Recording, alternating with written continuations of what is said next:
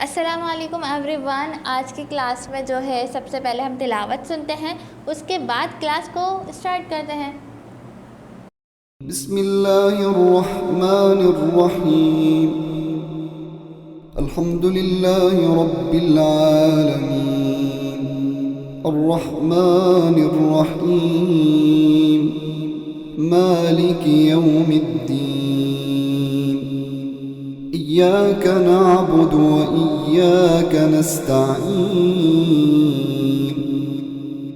اهدنا الصراط المستقيم صراط الذين أنعمت عليهم غير المغضوب عليهم ولا الضالين।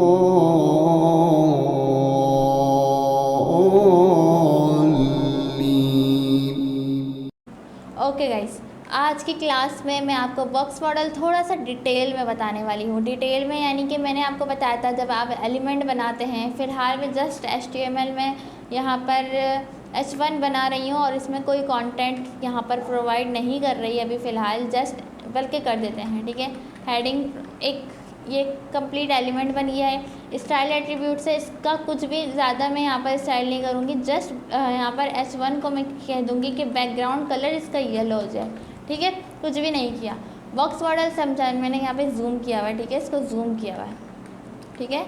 तो आप यहाँ पे देखें हेडिंग को, ये है एक कंटेंट, ठीक है। हर बॉक्स में जिस तरह कुछ ना कुछ आपको कोई चीज़ आप प्रोवाइड करते हैं, यानी एक होता है खाली बॉक्स, एक होता है कोई चीज़ रखी हुई होती है आपकी, या कोई टॉय रखा हुआ हो या कोई बुक्स रखी हुई हो, वो होता है कंटेंट। उस बॉक्स का क्या है, वो कंटेंट है, ठीक है। अगर हम इस एलिमेंट को एक बॉक्स की नज़र से देखें तो ये हेडिंग क्या है, कंटेंट है। जाहिर है हम इसके भी हम हेडिंग लिखे हैं, कुछ भी लिखे हैं, वो एज अ कंटेंट यहाँ पे शो हो रही है, ठीक है।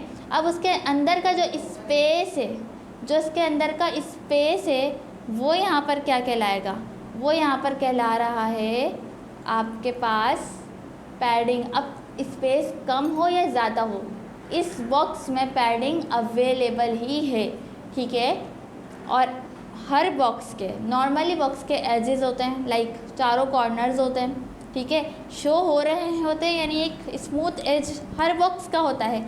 आपको यहाँ पे ये कॉर्नर्स नज़र आ रहे हैं, तो इस बॉक्स के भी क्या हैं, कॉर्नर्स हैं, यानी कि इस बॉक्स के पास बॉर्डर अवेलेबल है। वो अलग बात है, हम CSS करके इसके पैडिंग बढ़ा देते हैं, इसके बॉर्डर को स्टाइल कर देते हैं, वो तो CSS का काम है। मगर ये जो है ये कम्प्लीटली अवेलेबल होता है, ऑलराइट, ये अवेलेबल होता है, ठीक है जी।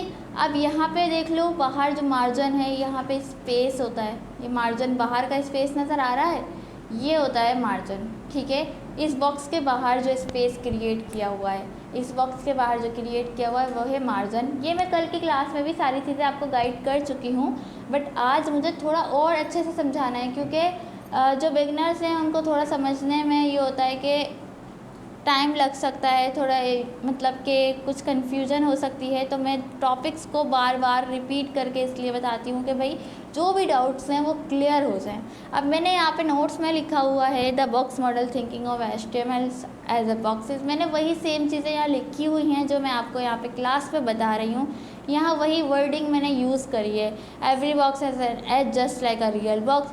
इन CSS the edge is called the border, ठीक है। बॉर्डर कॉर्नर्स सारे मिला लो, वो चारों जो एज बन रहा है पूरा, वो क्या कहला रहा है, बॉर्डर। CSS से स्टाइल कैसे करते हैं, बॉर्डर प्रॉपर्टी है, पैडिंग प्रॉपर्टी है, मार्जिन प्रॉपर्टी है, वो भी मैं आपको बता चुकी हूँ। अब मैं आपको बता रही हूँ, ये बॉक्स मॉडल बार बार रिपीट तो कर रही हूँ, ये बॉक्स मॉडल का यूज़ क्यों है, मतलब कि आप मैं क्यों बता रही हूँ।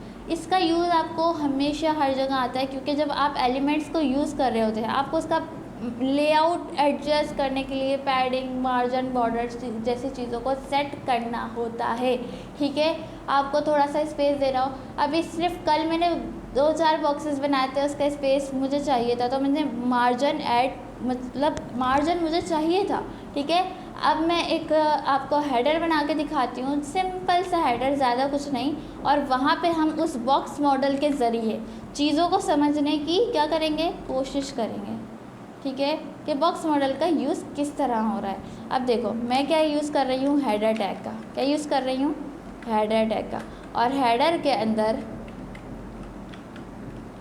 हेडर के अंदर मेरे पास यहाँ पर है फॉर एग्ज़ाम्पल मैं यहाँ पर एक H1 लोगो की सूरत में, यानी कि वेबसाइट का कोई लोगो होता है, ठीक है, तो उसकी सूरत में, जैसे कि अब यहाँ पर इस वाली वेबसाइट में जो है यहाँ पर आप देखें ये लोगो है, ठीक है। तो अभी हमारे पास कोई लोगो अवेलेबल नहीं है, हम H1 देंगे, ठीक है। H1 में मैं यहाँ पे फॉर एग्जांपल कोई भी वेबसाइट का नाम लिख देती हूँ, लग्जच में यहाँ पे लिख देती हूँ। और सेकंड ये जो स्पेस इतना बीच में आ रहा है उसकी तो वजह कुछ और है, ठीक है। अभी हम वो वाली चीज़ क्रिएट नहीं कर रहे हैं, लेकिन यहाँ पे देखिए नेविगेशन होता है हेडर में। तो नेविगेशन बनाने के लिए कौन सा टैग यूज़ होता है? नेव का। होता है या नहीं होता? होता है, ठीक है। नेविगेशन में बनाने के लिए नेव का यूज़ होता है। और मैं यहाँ पर अभी लिस्ट नहीं बना रही हूँ, डायरेक्टली मैं एंकर टैग का यूज़ कर रही हूँ। कहाँ लिस्ट बनाकर आप मेन्यू बनाते हैं, कहाँ डायरेक्टली एंकर टैग से बनाते हैं, वो चीज़ें भी मैं आपको बताऊंगी। ज़ाहिर है जब अब बहुत जल्द हम वेबसाइट के प्रैक्टिकल चीज़ों पे आने वाले हैं कि बहुत सी सिंपल वेबसाइट अब बनाएंगे हम, ठीक है। जितना हम CSS में आगे बढ़ते जाएंगे तो हम चीज़ों को और अच्छे से समझते जाएंगे, ठीक है। तो एंकर टैग का भी मैं यहाँ पर यूज़ कर रही हूँ, होम, अबाउट, और यहाँ पर एक और कर लेती हूँ कॉन्टैक्ट, ठीक है। नेविगेशन के अंदर मैंने ये 3 यहाँ पे नेविगेशन का यूज़ किया है, यानी कि मेन्यू का यूज़ किया है, लिंक्स का यूज़ किया है, ठीक है। तो हमें कुछ इस तरीके से नज़र आएगा अपना वेब पेज। अभी जूम इतना किया हुआ है तो ये बहुत ज़्यादा बड़ा नज़र आ रहा है। अगर मैं इसको 100% पे कर दूँ तो देखें कुछ इस तरीके का नज़र आ रहा है, सही है। तो सबसे पहले मैं क्या करूँगी, जो मेरा हेडर टैग है मैं इसमें कोई ID दूँ या क्लास दूँ। एक काम करती हूँ, अभी के लिए अभी तो मेरे पास इतने एलिमेंट्स हैं नहीं, ठीक है। मैं आपको रियल एक्सपीरियंस करके दिखा रही हूँ कि जब बहुत सारे एलिमेंट्स होते हैं तब ID क्लास दे देते हैं। अभी कुछ इतना है नहीं, तो अगर हेडर मेरे पास ज़ाहिर है एक ही तो हेडर है, अगर मैं हेडर को टारगेट करूँगी तो दूसरे थोड़ी कोई टारगेट हो जाएंगे, ठीक है। तो मैं यहाँ पे क्या करूँगी, डायरेक्टली एलिमेंट सेलेक्टर का यूज़ करूँगी हेडर, और हेडर का कहूँगी बैकग्राउंड यहाँ पे ब्राउन हो जाए, ठीक है। तो बैकग्राउंड जाहिर सी बात है ब्राउन हो जाएगा, ठीक है। और अब मैं क्या करूँगी, अब आप ये देखो, थोड़ा सा मुझे कहाँ स्टाइल करना है, इस लिंक को स्टाइल करना है, ठीक है। थोड़े से आज और प्रॉपर्टी भी मैं पढ़ा रही हूँ, बॉक्स मॉडल के साथ साथ एक दो प्रॉपर्टी और बताऊँगी आज की वीडियो में मैं आपको, ठीक है, आज की क्लास में। तो यहाँ पर आप देखें मैं क्या कह रही हूँ, आप इस तरीके से भी सिलेक्ट कर सकते हैं कि एंकर टैग्स फॉर एग्जांपल एक नेविगेशन के अंदर है, ठीक है। और हो सकता है एंकर टैग आपके पास यहाँ पे भी अवेलेबल हो, ठीक है। एंकर टैग हो सकता है यहाँ पे भी अवेलेबल हो, ये रहा, ठीक है। तो मैं चाहती हूँ इस पर कोई फ़र्क ना आए, इसको गौर से समझना। लेकिन ये वाले जो हैं एंकर टैग्स उसमें मुझे क्या मिले, सारे डिज़ाइन मिले। लेकिन मैं यहाँ पर ID और क्लास का भी यूज़ नहीं कर रही, ठीक है। मेरा मन नहीं कर रहा है अभी ID और क्लास का यूज़ करने का। तो मैं क्या कहूँगी, एंकर टैग है एक नेविगेशन के बाहर और बाकी 3 एंकर टैग्स हैं नेविगेशन के अंदर। तो मुझे नेविगेशन के अंदर वाले एंकर टैग्स को टारगेट करना है। तो मैं क्या कहूँगी, पहले तो नेव लिखूँगी, स्पेस देके A लिख दूँगी, यानी कि नेविगेशन के अंदर हमारे पास जो एंकर टैग्स आ रहे हैं उसका स्टाइल करना चाहती हूँ मैं। अगर मैं कलर रेड कर दूँ या वाइट कर दूँ, रेड तो बहुत बुरा लगेगा ब्राउन पर, ब्राउन बैकग्राउंड पे वाइट कर दूँ, तो ये देखो उस एंकर टैग को कोई फ़र्क नहीं पड़ा। लेकिन जो नेविगेशन के अंदर एंकर टैग थे उनका कलर क्या हो गया है, उनका कलर वाइट हो गया है। ऑलराइट, ये चीज़ को समझ आई। अब देखें ये जो अंडरलाइन है ना, ये होती हैं डेकोरेशंस। हर टेक्स्ट में डेकोरेशन आप हर टेक्स्ट में कर सकते हो, किसी भी टेक्स्ट को अंडरलाइन दे सकते हो, किसी की भी टेक्स्ट में रिमूव कर सकते हो, मगर बाय डिफ़ॉल्ट यानी खुद से रैंडमली एंकर टैग्स में अंडरलाइन प्रोवाइड की गई है। सिर्फ ये वाली जो प्रॉपर्टी अब मैं बताने वाली हूँ वो एंकर टैग के लिए नहीं है, आपकी हेडिंग के लिए भी है, आपके पैराग्राफ्स के लिए भी है। वो प्रॉपर्टी है टेक्स्ट डेकोरेशन। क्या प्रॉपर्टी है? टेक्स्ट डेकोरेशन, ये वाली प्रॉपर्टी, ठीक है। आप इसको अभी आपको बाय डिफ़ॉल्ट अंडरलाइन मिली हुई है, अगर नहीं मिली हुई होती तो आप जब अंडरलाइन करते हैं तो अंडरलाइन आ जाती। मगर अब देखो हेडिंग वाले में अगर मैं करूँ कि हेडर के अंदर डायरेक्टली मैं H1 को कर दूँ कि टेक्स्ट डेकोरेशन अंडरलाइन, तो अंडरलाइन आ जाएगी, जाहिर सी बात है। क्यों? क्योंकि उसमें पहले अवेलेबल नहीं थी, अब मैंने अंडरलाइन करी तो अवेलेबल हो गई।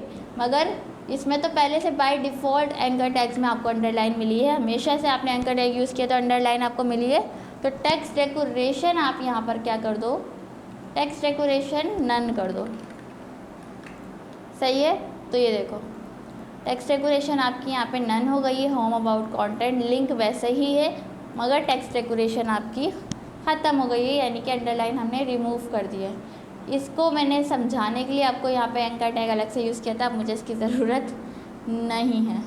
ठीक है, एक हेडिंग है और एक नेविगेशन है हमारे पास।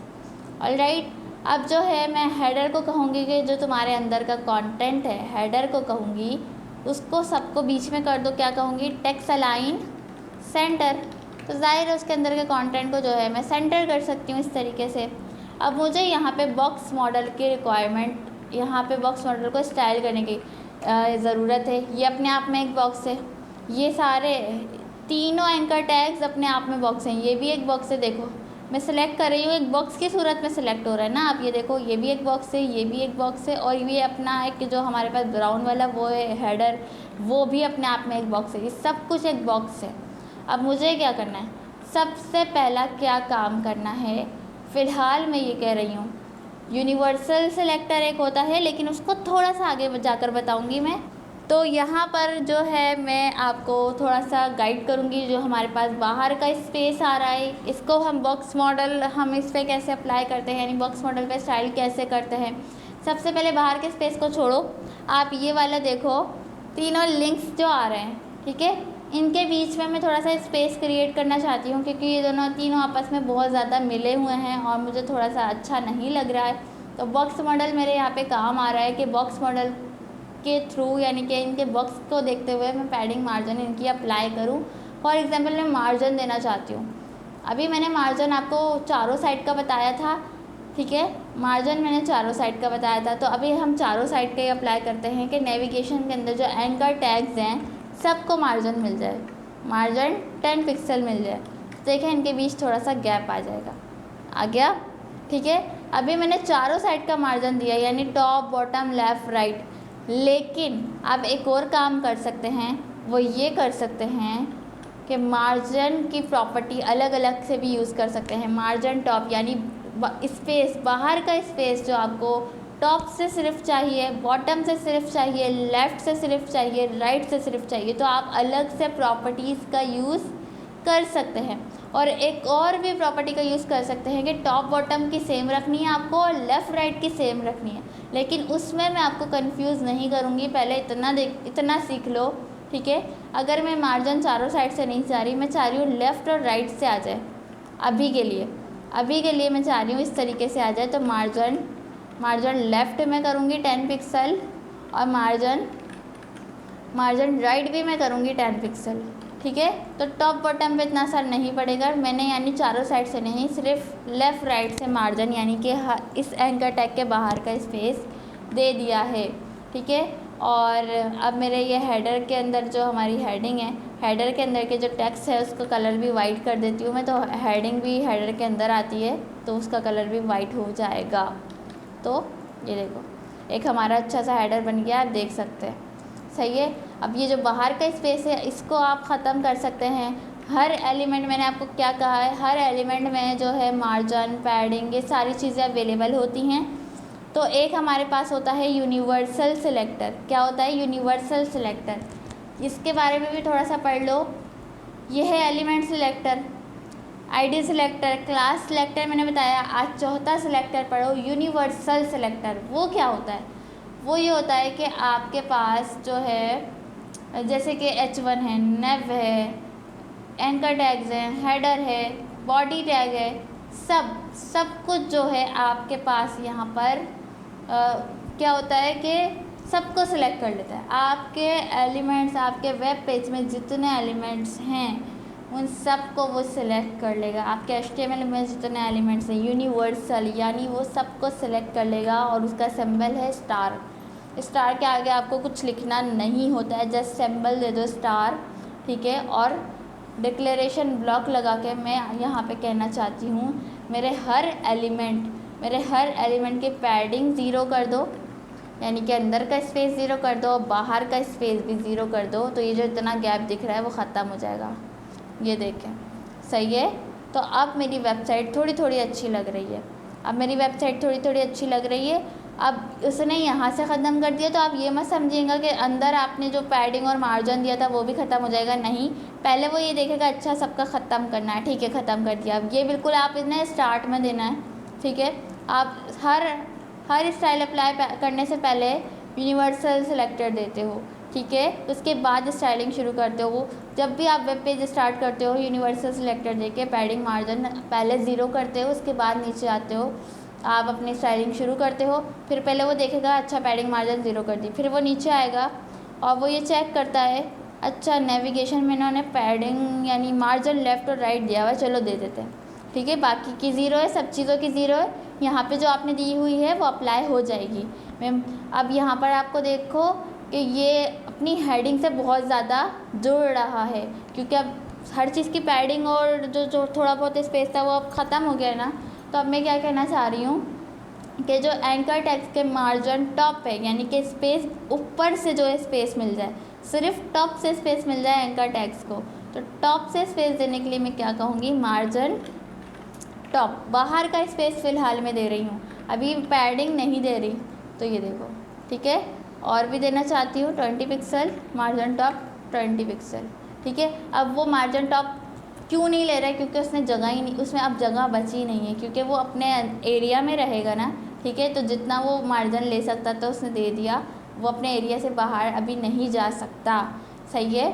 अब आपने क्या करना है, यहाँ पर थोड़ा सा सेट करना है चीज़ों को। आप हेडर को भी पैडिंग दे सकते हो, थोड़ा सा स्पेस बढ़ा दो, हेडर को पैडिंग दे दो। पैडिंग कैसे देंगे, आप यहाँ पर हेडर को चारों साइड से दे दूँ या पैडिंग टॉप पैडिंग बॉटम दे देती हूँ। पैडिंग टॉप पैडिंग बॉटम भी आप दे सकते हैं। मैं बॉक्स मॉडल का आपको यहाँ पे वो बता रही हूँ कि कितना ज़रूरी है। देखिए ऊपर से मैंने पैडिंग दी, अंदर से हेडर को स्पेस मिल गया एक। पैडिंग बॉटम दूँगी, पैडिंग बॉटम मैं यहाँ पर देना चाहती हूँ 30 पिक्सल, ठीक है। तो देखिए इस तरफ से स्पेस मिल जाएगा, सही है जी। तो ये हेडर की हाइट नहीं बढ़ी है, ये अंदर का स्पेस बढ़ा है, ये अंदर का स्पेस बढ़ा है। तो अभी मैं इसको ख़त्म कर रही हूँ, ठीक है। इतना आपको मिल गया। आप इसके अंदर का स्पेस भी बढ़ाना चाहते हैं टॉप बॉटम से, तो मैं क्या कहूँगी, पैडिंग हमारे जो एलिमेंट्स हैं, हमारे जो एंकर टैग्स हैं, पैडिंग आप यहाँ से चारों साइड से अगर मैं करूँ 30 पिक्सल से पैडिंग दी है, तो देखें इतना मुझे स्पेस मिल रहा है, अंदर से भी बाहर से भी, हर तरह से आप यहाँ पे स्पेस क्रिएट कर सकते हैं। H1 में आप पैडिंग दे सकते हैं, ये आपकी अपनी मर्ज़ी है, हर तरीके से स्टाइल करके देखें, ठीक है। तो आपको थोड़ा सा मैंने यहाँ पे थोड़ा सा ऑकवर्ड सा स्टाइल बनाया है, बट इसलिए बनाया है ताकि आप इसकी प्रैक्टिस कर सको, ठीक है।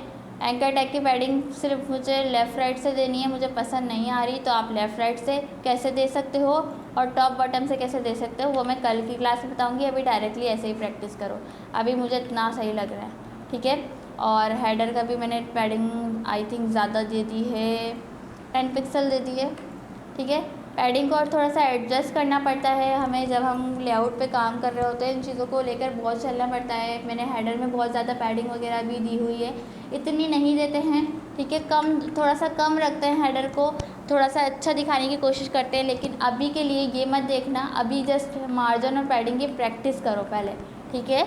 मार्जिन और पैडिंग की प्रैक्टिस करो और 1-2 दिन में ही हम इसको और अच्छे से करने की कोशिश करेंगे कि अब हमारा जो लेआउट है वो खूबसूरत लगने लगे। अभी हम खूबसूरती पे काम नहीं कर रहे हैं, अभी प्रॉपर्टी को यूज़ करने की कोशिश कर रहे हैं, सही है।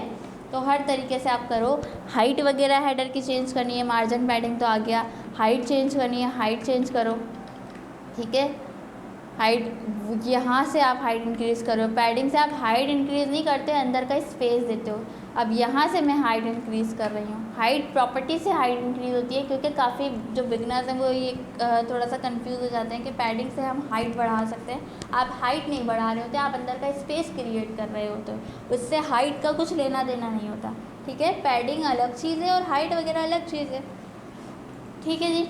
तो आप इस चीज़ को देखो, इसकी प्रैक्टिस करो। अभी मैंने देखा हाइट चेंज करी हुई है, अभी मैंने पैडिंग नहीं हाइट दी हुई है, मैं इसको ख़त्म कर देती हूँ।